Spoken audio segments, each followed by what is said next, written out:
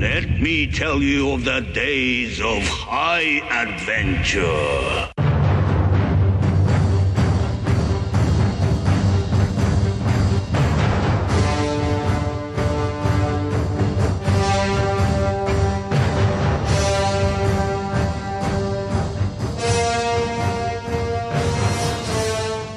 Hi, I'm Kevin. And I'm Eric. And this is 6 Degrees of Schwarzenegger, the podcast where we take a long, hard look back at some of our favorite action movies from the era of Arnold. It's episode 4, definitely. Schwarzenegger is the icon of the genre, and we're taking a deep dive into some of these 80s and 90s cult action movies and bringing them all the way down.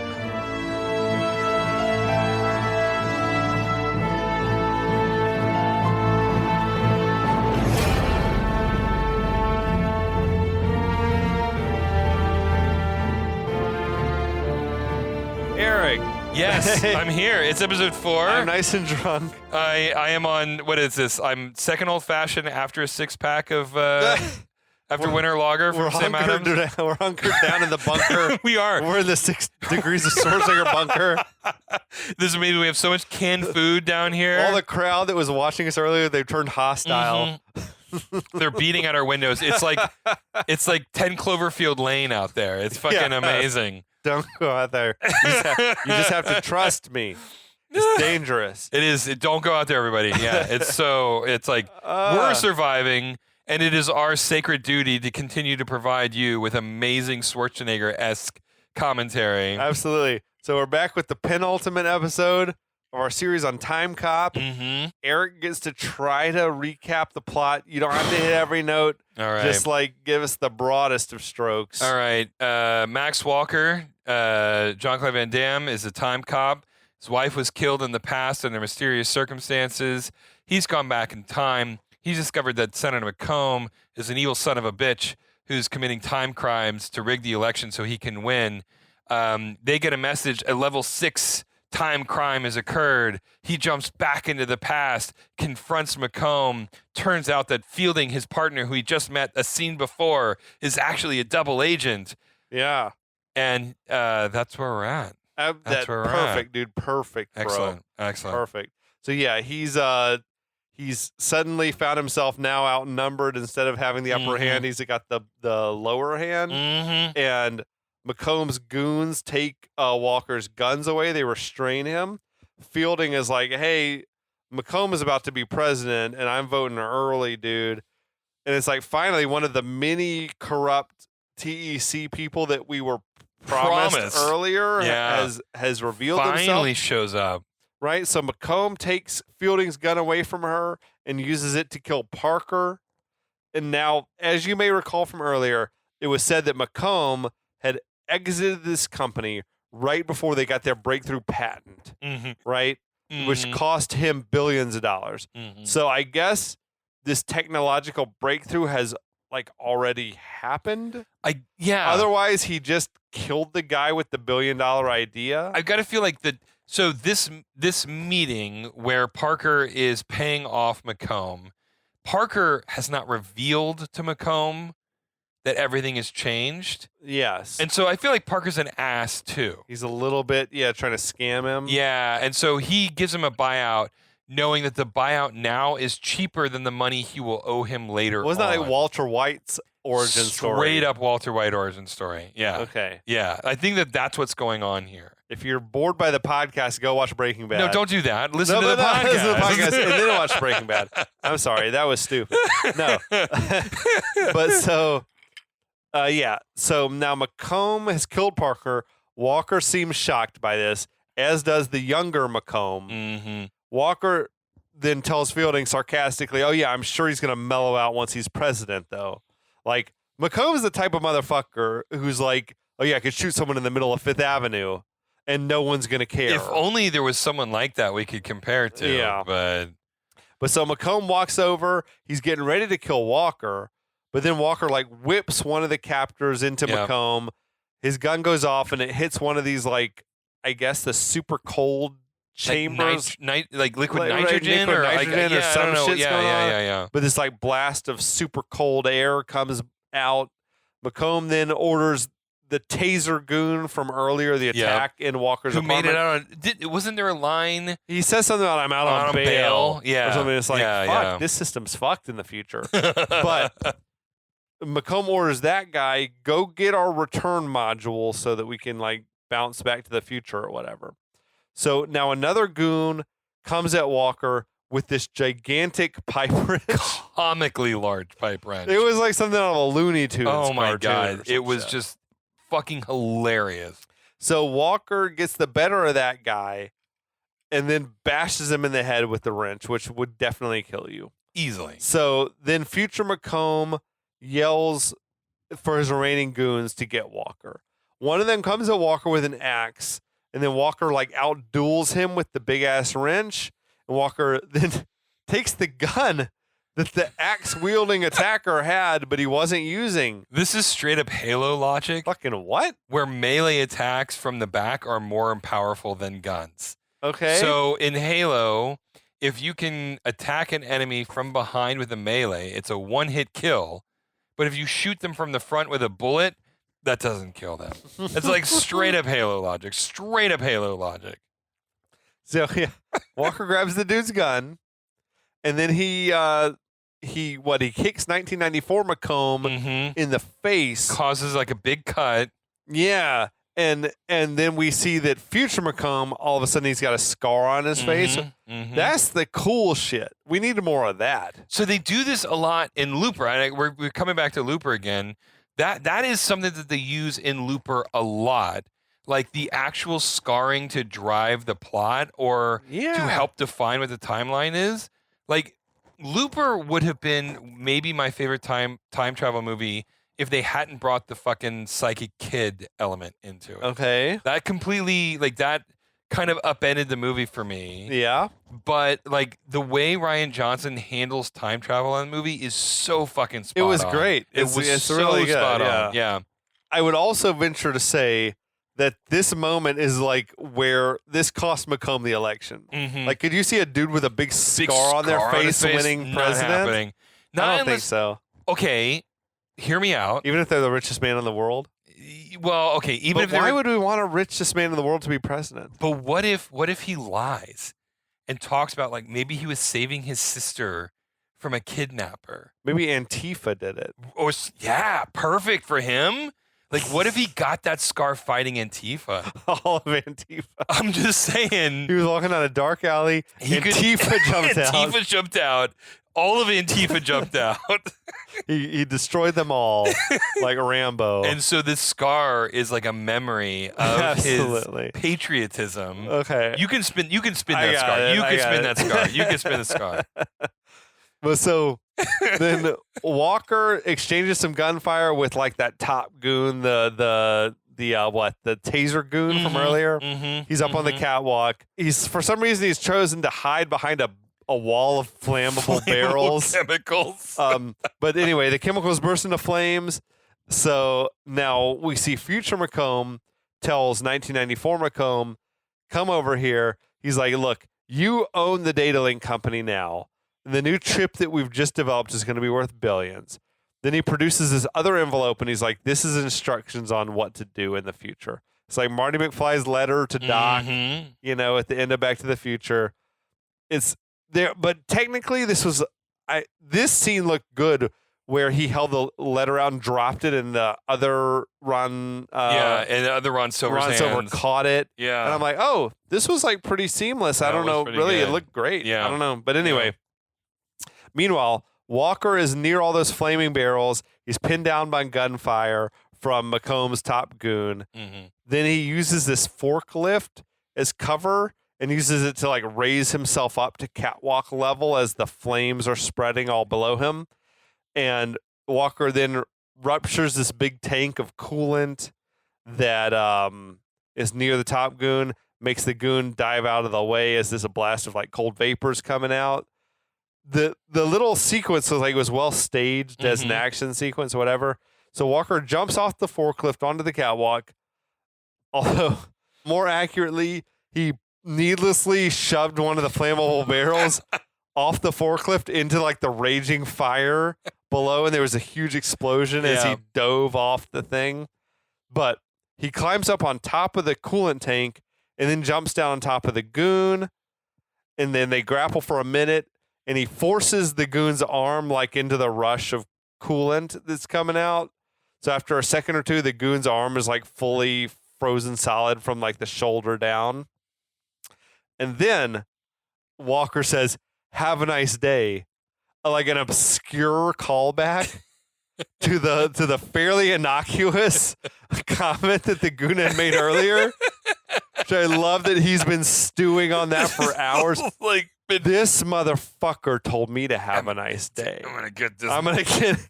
Boy, when I get him, I'm gonna tell him to have a nice day. It's gonna burn him so bad. He's been plotting this for fucking how long? Oh my God. All day he's been stewing on that shit. This motherfucker told me to have a nice day. Well, you know what, motherfucker? You have a nice day. It's like my single favorite moment in a Total Recall is when Arnold is fighting fucking Michael Ironside, and they're in the elevator, and like he severs his arms, and he screams at him, "See you at the party, Richter," because the guy Richter had innocuously said "see you at the party" earlier, and he's like, "Oh, that fucking burned his ass." I've been waiting to get him back for that one, but Walker then kicks the frozen dude. And his whole like shit shatters. Yeah. From the torso down or whatever. And the goon had like that clenched fist, like no curses. As a victim of my own hubris. It was such an odd pose. I told him to have a nice day. I should never have done that. Like half of his body is missing. And he's like angry fist in the air. So yeah, the goon is freaking out. He falls off the catwalk onto some massive piece of computer equipment that is just destroyed. Okay. All right. So we need to pause here for a second. Because at this point, this entire warehouse has been absolutely destroyed. Like just fundamentally on every level destroyed. I feel like all this shit that's getting destroyed is important. Yes. To the future of the company. So I don't know what is on that single sheet of paper that future McComb gave the 1994 McComb, but it better be the instructions on how to rebuild this computer chip. Like maybe there are schematics that exist somewhere of all this shit. Maybe it's an address to a locker in a bus station that has the documents for all of this. But the amount of destruction that has occurred here is just, it's irrecoverable. We know McComb's not that guy. He's just the money guy. Right, he's just so a money guy. So he'd have to find some more like computer science nerds to rebuild this shit. It blows my mind the level of, I mean, it's an action movie, so we need destruction, we need explosions. But like just looking at it from a standpoint of like, this is not future-proofing your plan. This is probably a huge problem for your plan. Yeah, I feel like this alters the future in ways significantly. Anyway, though. Anywho. So Walker and the future McComb, they both find themselves up on the catwalk, and they find the return module at the same time. And then Walker has this terrible callback about I should have told him to freeze or whatever. It's stupid. Yeah. But then Walker's telling McComb, please don't give up without a fight. And then Fielding pops out, kicks Walker in the face. She's like really pleased with herself. Walker's like, hey, look, I don't want to fight a woman. And she's like, that's cool. You don't have to fight. I mean, that came out of nowhere. She has so much swagger now. Like she thinks she's going to kick his ass. Yeah. But she hits him with a bunch of like punches and kicks, which don't seem to be hurting him at all. No. Then he catches one of her kicks, says, okay, I changed my mind, lays her out with one punch, right? McComb picks up the return device thing, though, and Fielding is like, hey, you don't leave me. And I don't know how the TEC would not send both of them back with a module. Yeah. Like, is that how they do it? Only one of you has a way to get back? These are fucking expensive, dog. We can't just go sending everybody off with one of these. But McComb tells her, who do you think you're talking to? And shoots her in the chest. Then McComb starts shooting at Walker, but Walker runs away and manages to like not get hit. So McComb tells Walker, you better never come back. And he says, in my future, you're dead, which I feel like was another trailer line. I kind of remember that one. Yeah. But so McComb activates his return device. He disappears back to the future. But this is great though. I love the way he backs into the ripple. It was so good. I actually really like this moment. Like the fucking confidence of backing into the timer. With it. Yeah, it's so smooth. It was so good. So McComb is gone. Walker comes back to check on Fielding as all these other police start to arrive at the scene. So at that point, he activates his own return device and comes back without her, which I don't understand why he would come back without her. Even if he thought she was dead or dying, like he can bring her back and be like, look, here's the corpse. Your evidence. Yeah. Yeah.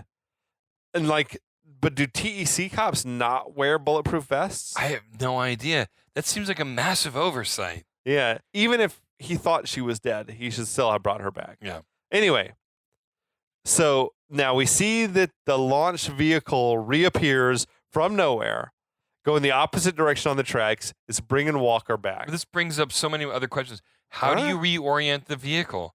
Like, there's just there's so much confusion here. Anyway, you're right. It should have just been like a pad you stand on and you're gone. Right. Exactly. Whatever. Yeah. But so we're back to the future now. Walker is told by Matusak that, you're lucky you made it back before we're totally shut down. Walker notices that all the signs that had previously said Parker Data Link now say McComb Data Link. Walker says, well, McComb doesn't have the authority to just shut us down all by himself. And Matusak is like, no, McComb is so far ahead in the polls now, no one's crossing him. But that doesn't really make any sense. You're a senator running for president. I guess, but if the polls, indicate that you're a shoo-in to win, then no one wants to get on his bad side. All right. Because he's a piece of shit who's seeking retribution. Okay. I don't know. I can buy that. I don't know. I can buy that. But at any rate, it seems like, despite all the chaos that we've just seen, McComb's plan was a success. Yeah. So they're walking, they're talking. Matusak is asking Walker why he's so surprised. He says McComb's been ahead in the polls for months now. It's been the election's in the bag. Mm-hmm. Walker says, this was not how things were when I left, but McComb has changed the future. Matusak seems very confused, more than he should be, considering that they work in TEC. Fucking Timecop, yeah. So now the porn addict tech guy. Oh, this is pops Ricky. Out. For some reason, he's all corporate now, dressed in a fucking a suit, cashmere suit or some shit. Yeah. And I don't. He still has a ponytail. I mean, he still has long hair, but it's in a ponytail. He's yuppie scum. Oh now. My god. I've crafted a story that makes sense. I want to hear the story. He's a contractor. Okay. For TEC, he doesn't really work for them. He actually works for the Data Link company. He's the Data Link rep. Okay. So since McComb controls the company, it's all they're buttoned down corporate now. Oh, I see. It's when Parker ran the Data Link, it was laid back. I could dress casual. I could jack off at my desk. It's no big deal. You know what I mean? Well, basically, Walker's hey, look, this motherfucker, McComb, he's trying to buy the presidency. And Matusak's well, that's nothing new. Right. He's just spitting facts. It's 2024 and nothing has changed. So Walker says, well, look, I witnessed McComb kill Parker and Fielding, which Matusak is I don't know who either of those people are. Right. So Matusak says, I don't like McComb either, but we can't really go after him without this smoking gun, a witness besides just yourself. Which, how does TEC function? I don't know if what a Timecop is not a sufficient witness. Right, I know. This is just it's so fucking weird. Why did he not then bring Fielding back? Yeah, again, why didn't you bring the body back? There's so many ways. If they had body cams, if there was a hard drive on the device, I mean, there was so many ways that this could have been solved. I feel it's just this is the way that the plot required this to be. Right. The plot needed to happen, therefore this is what happened. So Walker says, well, look, there's a chance that Fielding might have survived that shooting, and he asked for permission to go back and look for her. What are Like- the odds of that though? That's so fucking like. I And guess why- this is like a Hail Mary. So he's like or- saying, the cops were showing up right when I Yeah. left. So if they got to her really quick, maybe. Yeah, I But why is guess. she not wearing a vest? It's all unclear. It's all unclear. At any rate, Matusak says, hell no, you're not going back. We're all going to be looking for new jobs after the election, and it's not a good idea to get on Macomb's bad side, basically. Which, what the fuck kind of cowardly, TEC director is this? I know, fucking he got castrated with the timeline. I mean, Ricky turned into Richard and Matusak Yeah, he's was like, call me castrated. Richard. Yeah. So- is it too hard to call me Richard? So Walker is like, okay, well, follow me. Let me show you something. So, I mean, don't you think that this sort of shit must have happened before? Does the TEC have 100% success rate? I know. It's just there's got to be a time where someone came back and was like, oh, wait, Things were way stoplights different are green when I now left. instead of stoplights are red now instead of green. Subtle things. Yeah. They really need some sort of system where Yeah. the time cops are carrying some form of proof of what things were like Yeah. before they left. Yeah. Yeah. Right? And then they can do an A/B test to verify that the mission was successful. Yeah. Yeah.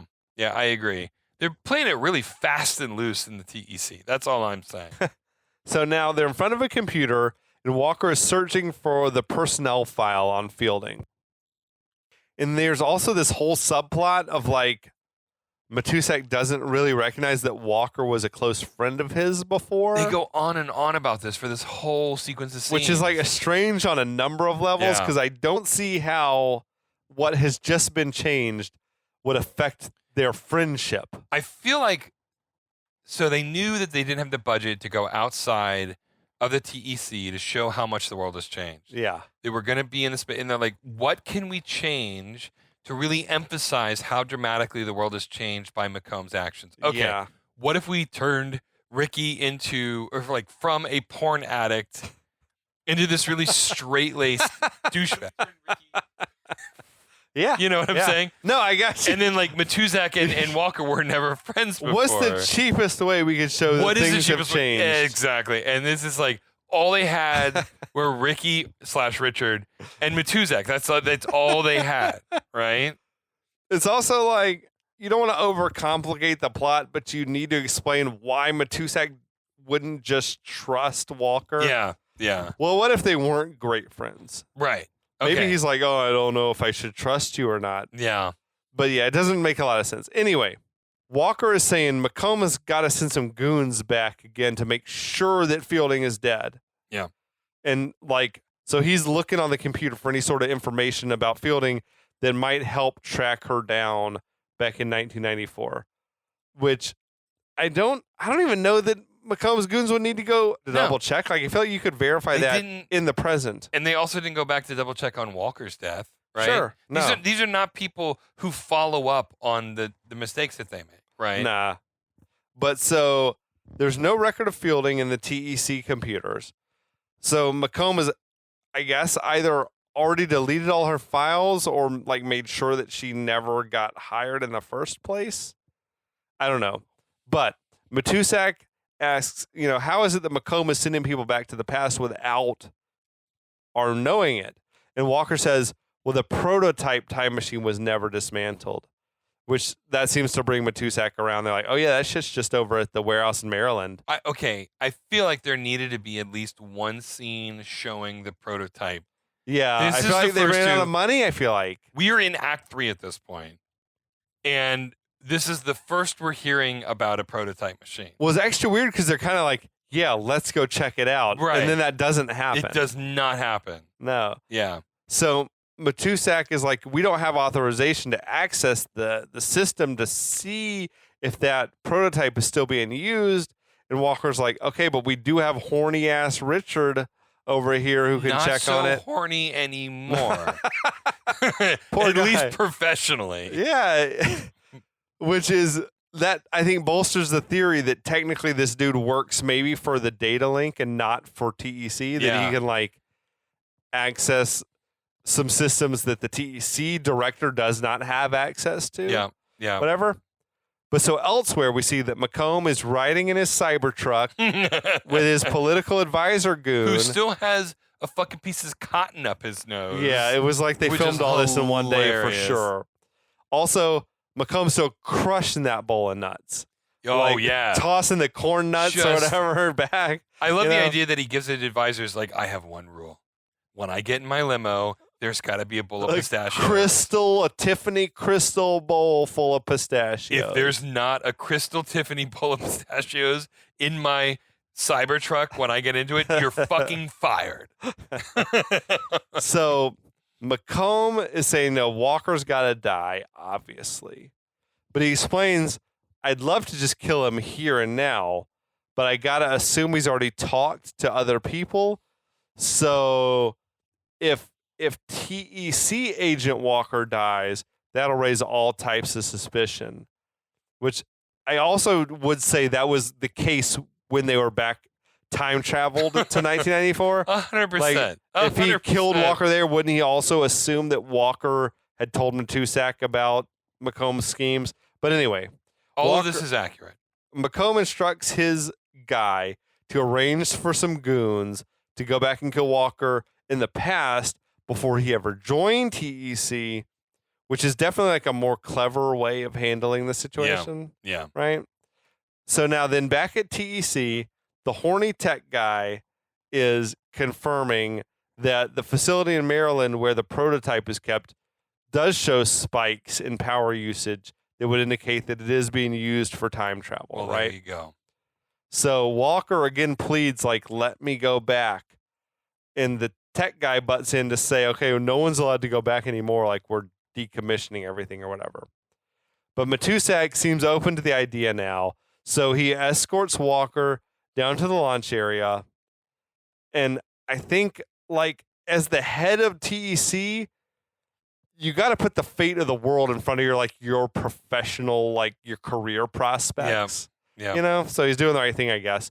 But so there's these two soldiers down there guarding the door. They say, you know, we're going to have to call for permission before we can let you in there. So Walker just, like, beats the shit out of them. Finally, we got to enjoy, like, a little limited Jean-Claude Van Damme martial arts Yeah, shit. we get a little kicks. We get a couple kicks in there. We got to enjoy it while we can. I feel like the only reason you watch a Van Damme flick is because he's a martial arts guy. Yeah. Like, There if is he's a- not doing the martial arts, then it's like, what am I? Why am I watching this? There's a lot of kicks in the beginning of the movie, including like fake kicks with the rollerblading goon or purse thief. But then, yeah, once the story gets going, there's not a lot of there's a lot of gunplay, but there's not a lot of kicks going. It's kind of like later era Schwarzenegger, where he's like, I'm not going to be the muscle guy anymore. Yeah. Now I'm just going to be the guy who can't act particularly well, trying to play dramatic scenes, without my muscles to lean on. I mean, it does. Like Timecop was a huge hit for Van Damme, and I feel like maybe he thought, I finally pierced the veil, right? Like, yeah, for sure. He thought he would go on to become fucking the biggest star in the world, right? or whatever. Exactly. But so they enter the chamber, or whatever. Walker goes and he hops into the launch vehicle. Matusak warns him, like, usually it's a whole team of people, like, to pull off a successful launch. Walker's like saying, you just get going and make sure I get back to the right fucking year or whatever. Matusak runs around just fucking flipping switches and pushing I'm glad buttons. he knows what fucking switches and buttons to press. I don't see how anything that he's doing would equate to a precise destination. But so I've got a master's degree. I'm just pushing buttons and turning knobs.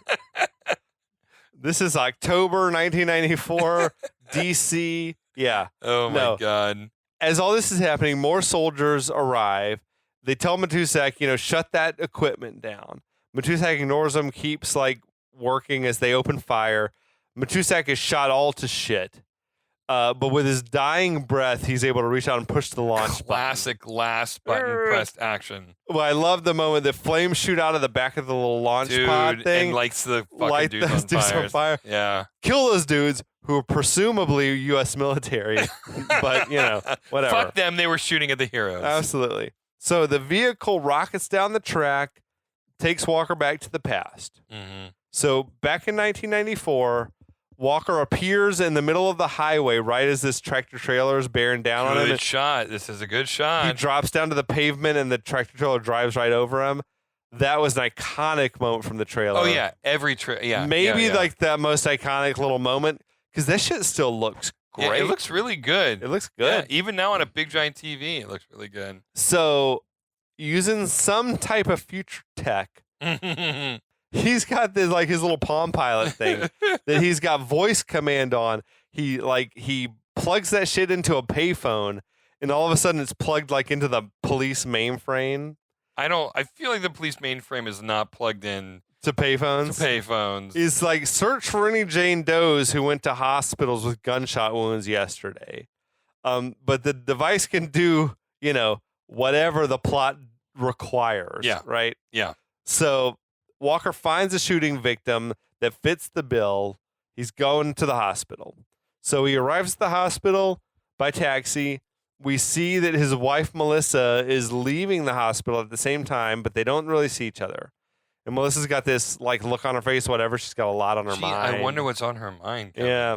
Finally, the plot is heading in the only direction that it could possibly be heading in. Mm-hmm. So Walker goes into the ICU. He flashes that TEC badge, says, "I'm here to see the Jane Doe." The nurse is like, "Yeah, go on in." Whatever. Like, what? The badge he showed in no way, shape, or form resembles an actual normal police badge. Not even remotely. The nurse is like, futuristic clothes, weird badge. Yeah, go and help yourself. You must be a cop. Right. Right on. You're not in a Halloween costume. No. So Walker enters the hospital, finds Fielding sleeping in there, wakes her up by telling her happy birthday, and she's like, all I want is to go back home. She's really like soft pedaling her role in attempting to kill him earlier. Really trying to So demure, very mindful. Yeah. Walker says, I need you to come back and testify against McComb. And she happily agrees to this. Then Walker's like, we better get moving because if I can find you, so can they. So then instead of just taking her back, like whatever, grabbing her hand and pressing his button or whatever the fuck, he's like, nah. I'm going to need proof that you existed in case they kill you. So, like, she's like, well, you could go to the lab and I have blood work there. And it's like, this is batshit stupid. This is just, we need the plot to happen, so we're going to do this. It makes, right. I can't.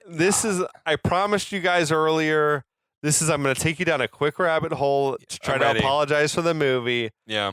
I think there's this bit that is never spoken explicitly in the movie, but basically if you can prove that someone is existing in a time where they're not supposed to be, that's proof that they time traveled, and that's proof that they're guilty of time traveling, which is illegal. Yeah. Right? Like Atwood. I brought you back. That's proof that he was in 1929 doing some shit. Right?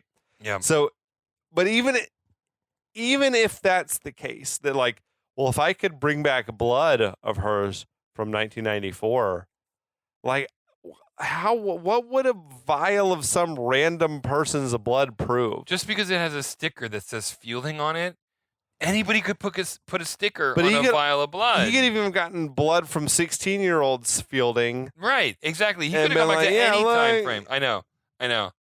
But at any rate, Walker's like, I'm off to the lab to find your blood sample. We said this in like episode 1 or 2. Sorry, this is episode 4, we're getting to that point. But the movie starts playing really fast and loose with continuity starting in Act 3. It's almost like we need to get this movie done, and so things are going to happen because the movie needs them to happen, and we're not worrying about continuity anymore. If you haven't walked out already, you're not walking out now. You're not walking out now. Yeah, exactly.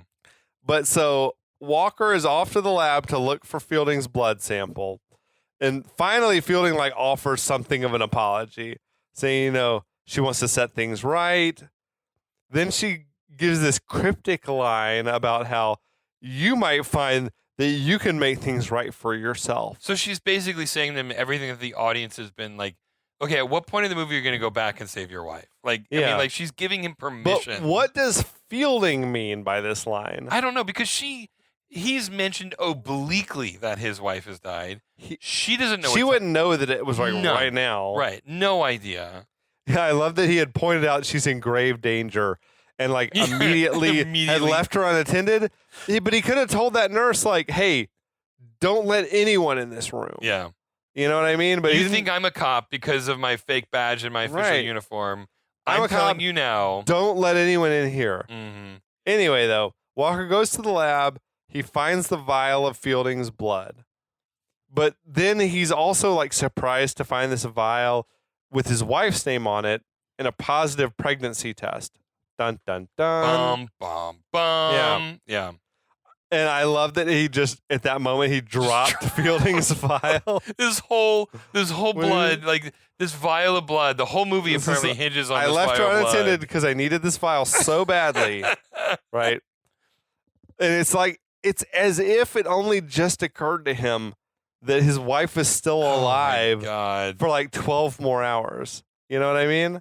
What if his PTSD, again, I'm just trying to, what if his PTSD from this event was so dramatic that he actually kind of repressed his emotions and his memories about it? And so he's sort of like intellectually like Uatu the observer. Well, we know that he like thinks about her every night or whatever. Damn. But he maybe doesn't like think about the specific day. Maybe that's just a masturbatory fantasy and he's never He's got a birdhouse fetish. Yeah, and he's never been confronted with the reality of her death, but seeing her blood and the positive pregnancy test, maybe that triggers some sort of PTSD inside of him in that moment, right? Like, what if that was the breaking? Everybody has a breaking point. Everybody has a point where they hit bottom. Maybe that was his bottom point, right? I'm here for it. Okay. All right. Okay. I will say, I don't think it's typical for people, like for the typical pregnancy test to be performed at the hospital. No, generally speaking, you pee on a stick. Especially in 1994. Maybe in a small town, but they're like in D.C. They're fucking in D.C. If you have an OBGYN, you just go piss on the strip. Right, exactly. But I guess after that test tells you you're pregnant, then you may go see a real doctor. Double check. That is fair. My mother but you did don't the go to same the thing. hospital. No, my mother did. But she was in Tampa. Yeah. So when she got pregnant with me, she pissed on the strip, and she was positive, and then she did a follow-up pregnancy test at the hospital. Okay. So it's not unreasonable. It's not unreasonable. Yeah. I'm here for it. Okay. So Walker then, he hustles back to Fielding's room, finds her dead. Yeah. Because of course she's dead. Because of course she's dead. So then the nurse pops in. This is the only when only when Walker shows up does she realize. Leaves to the conclusion that Walker must have killed her. And starts screaming for help because of course it's a movie. This whole thing was hysterical. There's still a needle with poison in it in the IV. I mean, like who? And he's standing on the other side of the bed. Yeah. Like, who poisons someone and then forgets to remove the needle from the IV? Of course. And then stands on the other side of the bed and pretends to give a shit. Like, it's just, the whole thing was hysterical. The nurse is, of course, like, oh, yeah, you did it for sure. You absolutely did it. There's no questions. Elsewhere, we see those two future goons from the beginning of the movie. Future goon 2 up. That's right. They're walking away. Did she not notice future goon number 1 and number 2, like, walking into the room? I have no idea, man. Earlier? I don't know. But Walker goes chasing after those guys. They get on an elevator before he can catch up. So then hospital security begins chasing Walker. These motherfuckers were around a corner. Yeah. Completely oblivious to anything that was going on. Yes. But then they're immediately keyed in. They went 0 to 60. Like, there's a guy. Get him. Get him. Right? So Walker runs away.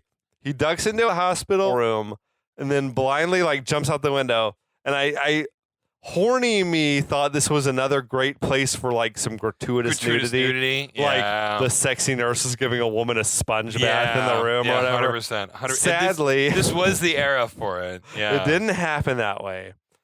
But we also get a lot of movies on this podcast where people are just jumping through windows with no idea what's on the other side. And he definitely did I might be on the second floor. I might be on the 20th floor. I don't know. But Walker jumps through that window, grabs onto this like railing that's outside, whatever. Then the railing gives away. He falls down a floor to another railing and then tumbles off, whatever. He's on the roof below. You could definitely see a wire on the stuntman. Oh, man. But it was still kind of cool. It was so good. Yeah. It was. There was a lot of like collisions and like shit shattering and breaking. And so, yeah, it was cool. So he gets up and runs away. Cut to that Polaroid man with the big macaw on his shoulder. He's back, everybody. Right, the dude from the beginning of the movie saying, "Pictures bring back your memories." And I like that the filmmakers thought that we would not figure out what's going on unless we had the guy with the big bird staring right down the barrel of the camera and delivering the very odd line from the early part of the movie. So then we see Walker has arrived. He spots Melissa walking around the mall. He goes and he finds her. He stops to manhandle that rollerblade bandit. He like throws him into the display of ruffles. Yeah. And it's like, I feel that's sorry. for what you're going to do later. And it's like, well, fucking shit. You fucked up the ruffles person's But day. he's also fucked up the timeline, like immediately. Yeah. Right? Yeah. Nothing can be the same again, right? No, everything changes. Rollerblading bandit, like that's he's the cornerstone for the whole movie. We just don't know it. So then we see the future goons are there also. They're watching Melissa. Walker goes and he catches up with her. She recognizes like his voice, but then when she turns around, she's startled because it's like not her 1994 husband. I thought this was played right. Yeah, I thought honestly. her performance was good. Yeah. That was a tough acting moment to be like, you're my husband, but you're not him. Yeah. And I'm confused. Like, who the fuck even are you? Yeah. Yeah. It worked for me. It worked for me too. I believed it in that moment. Yeah. Right. So she tries to pull away and he grabs her. And she's like, who are you? And he's like, no, it's me. It's your husband. He says, well, then he sees the future goons approaching, whatever.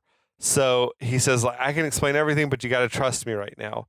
So he grabs her, whisks her way down this hallway into like the bowels of the mall. And T2 style. Yeah. And in high school, I had a job in a mall. Yeah. And the bowels of the mall like are pretty realistic. It's like these really long, nondescript hallways or whatever. Yeah. She pulls her hand away. She's like, what the fuck is going on? We see that one of the goons is approaching and Walker like begs her, like, you got to trust me. Goon busts in the hallway and it's empty. But it was like I was waiting for the T-1000 to pop out and like a shootout or whatever. But the dude walks on past. We see that Walker and Melissa have hidden in some door just off the hallway. Future Goon did not do a great job of sweeping. No. Like for them. Really, really lazy. I'm like, maybe he's just like looking for the fucking pisser. I mean, like this is the reason. If Future Goon was 15% smarter, this movie would have never happened. For sure. It is him. His stupidity is the He reason really this fucks it up later. He so much fucks it up. I know. Yeah. But so he walks on, he's gone. Now Walker is trying to explain to Melissa, it's me, but I'm from 10 years in the future. She's like skeptical about this. So he explains that the new job that Matusak had wanted to hire him for is like time travel shit. She's still not believing it. But then he reminds her of that time that he watched her fail to build a birdhouse. Right? And then she's like, okay, well, what am I like in 2004?